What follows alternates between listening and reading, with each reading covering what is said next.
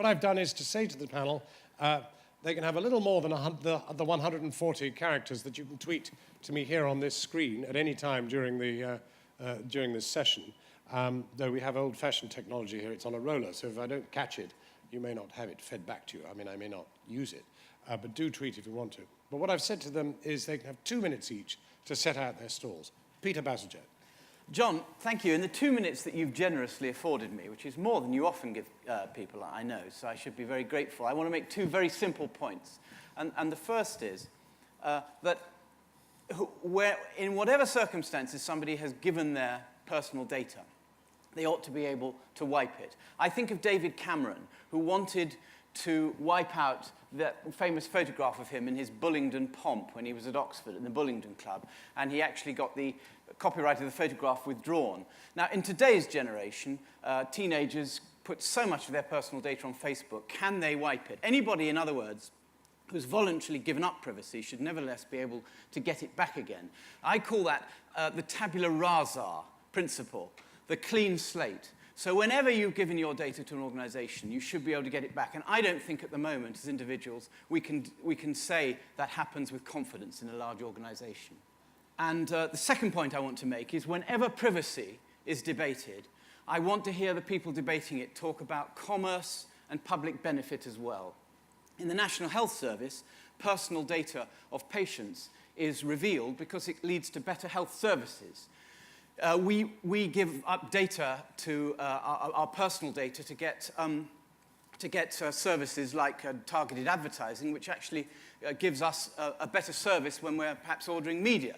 So it's very, very important not to just talk about privacy as though it's a single principle that doesn't have other aspects. And the more we reveal or give in on privacy, the more we get commercial and social benefits. So those are the 2 points I want to make. Thank you. Thank you, Peter, very much. Alma. Thank you. So I like the points that you made very much, so I will springboard off of them a little bit. One of the things that I have come to think is that addressing privacy within the context of a larger space where issues like free expression, issues like safety and security on the internet, and as Peter brings up, issues like commerce and innovation and economic benefits are all addressed together tends to lead to the healthiest conversations, and that's one of the reasons why I'm thrilled with the setup today, because we're getting exactly that. He's emphasized the benefits of each of us sharing information about ourselves, sharing our personal information, and the good things that can potentially come from that. One of the things that I want to stress is that a lot of the really powerful information tools that that computer science is moving forward on being able to build for us are built on information from people, but not necessarily information about people. You know, every time there has been an evolution of human thought and of rights, there's always been a claim that innovation and commerce will suffer, from slavery through to health and safety. There's always been claims by commerce that these rights, consumer rights, human rights, will interfere with the economy. And you know what? They never have. In fact, they've strengthened trust. And trust, particularly in the information realm, sparks innovation. Because you get the public behind you, therefore you get the markets behind you. And the second point that would worry me here is the hypocrisy of any company that starts talking about how privacy can interfere with or stifle the growth of innovation. I'm sorry, what stifles the growth of innovation is corporate practices, leveraging law that creates limitations and injunctions on innovation itself. And most of the companies represented in this room are guilty to one extent or the other in that practice. When I was asked to chair this session, I genuinely started from a position of regarding this as impossible, as actually very difficult to do anything about anything, ranging from I think the Twitter experience over the super injunctions kind of defined the problem. If you have 150,000 people ignoring a domestic legal injunction, that's the end of time, isn't it? There's nothing you can do about John, it, that's Peter. an absolute counsel of despair, which I counsel you against. Well, that's why I said it. Otherwise, you will make me despair. Individuals have power over their lives. Individuals can change their lives. Individuals working with larger organizations in the right dialogue making the right points can improve things. You know, we do not need to rely on an Orwellian regulator and an international agreement for everything, although I'm sure these things are helpful.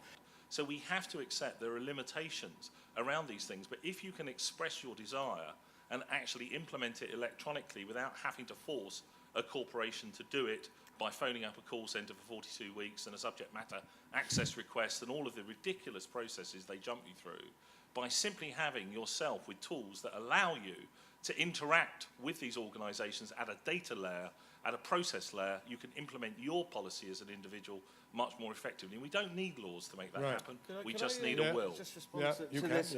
David, I should say a bit of a plug for MyDex. MyDex is something that is worth checking out as a technology, because there is, and there has been for many years, this idea that technology trumps law. That ultimately, if you can find the technological solutions, Ulma knows all about this, the technological solutions, cryptography-based, for example, you don't need law. You basically have the rules set into the code. Okay, let's take your point here, please. My name is Ollie Barrett, and I have a multiple choice question for the panel, and indeed for my fellow guests, and it is this. If we have a situation, particularly with Twitter, where people in their hundreds and maybe thousands are sharing things which a court has said they can't share, they mustn't share, and that could be a bomb threat, fake bomb threat at Robin Hood Airport or otherwise, or indeed the details of a footballer's affair, what is the responsible act of Twitter? Is it A, to delete the tweet, B, to suspend or delete the user, C, to shrug their shoulders and say it's nothing to do with us, or D, something else? Right, good question. Peter? Oh my God, it's an incredibly good question.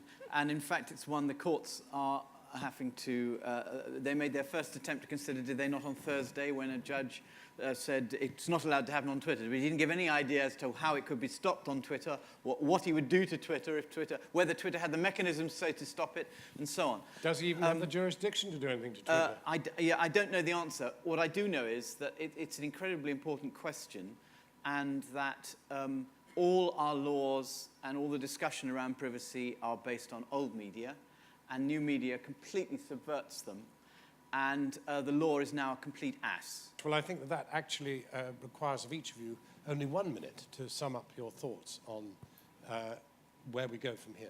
Well, I was just going to not sum up as such, but just respond to that last point. That will do as a sum up. Thank you.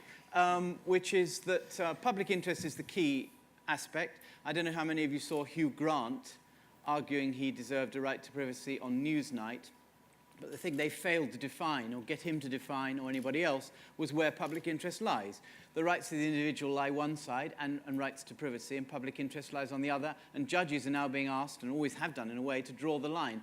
But that is the key issue. It's a moving target, but in any particular situation, there are public interest justifications for invading someone's privacy. But it probably doesn't relate to sexual indiscretions of individuals who don't claim a higher moral authority. Alma. So I'd sum up just by saying, I mean, to me, that brings it right back to the importance of figuring out what the checks and balances should be by having a discussion in which all of those sometimes competing, sometimes overlapping interests are represented. Again, you know, safety, freedom of expression, public interest, privacy, all of those all need to come to the table together. Simon. Let me try and bring law and technology and innovation together in one very small anecdote. There had to be some breaking news today, so I'll tell you what it is. This is the breaking news. Last 2 nights, and I haven't slept because last 2 nights I have written a submission to the High Court in Lahore because the Chief Justice 10 days ago essentially has laid the foundations for the banning of the internet in Pakistan.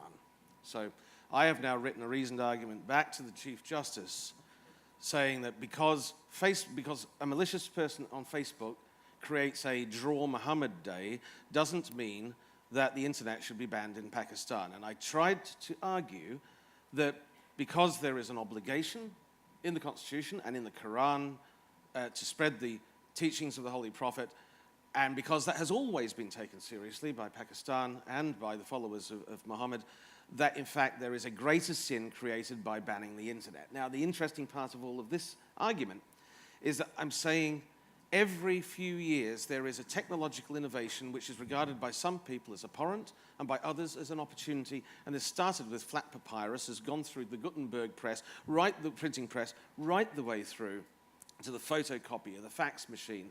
Now we have the internet. Finally, we have Twitter and super injunctions. This happens every few years, and there's always the shock of the new.